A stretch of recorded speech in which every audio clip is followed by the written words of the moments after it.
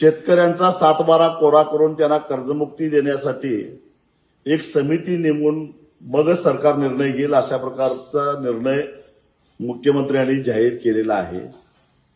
देवेंद्रजींना मला एकच प्रश्न विचारायचा आहे, लाडकी बहीण योजना जाहीर केली त्यावेळी कुठला अभ्यास केला होता? तुमचा अभ्यास आम्ही बघितलेला आहे। जेव्हा तुम्हाला 70,000 कोटी रुपयाचा सिंचन घोटाळ्याच्या फायली गाडी भरून दिलेल्या होत्या आणि त्यातून काय निष्पन्न झालं हेही त्या अभ्यासातून कळालं। जेल घोटाळा असेल, आयटी घोटाळा असेल, असे अनेक घोटाळे तुमच्याकडे पाठवले। तुमचा अभ्यास आम्ही कधी आम्हाला दिसलाच नाही।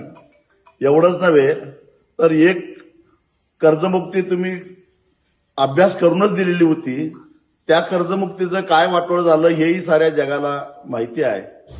आणि सगळ्यात महत्वाची गोष्ट म्हणजे विधानसभेच्या निवडणुकीच्या काळामध्ये 7/12 कोरा कोरा कोरा असं ओरडून सांगितलं, त्यावेळी तुम्ही कुठला अभ्यास केलेला होता आणि या अभ्यासातून नेमकं तुमचं काय निष्पन्न होणार आहे?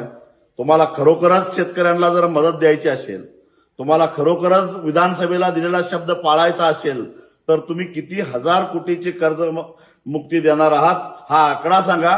त्याच्यामध्ये कसे शेतकरी बसवायचं हे आम्ही सांगायला तयार आहेत, परंतु आता वेळ काढूपणा करणार असाल तर ते आम्हाला अजिबात मान्य नाही।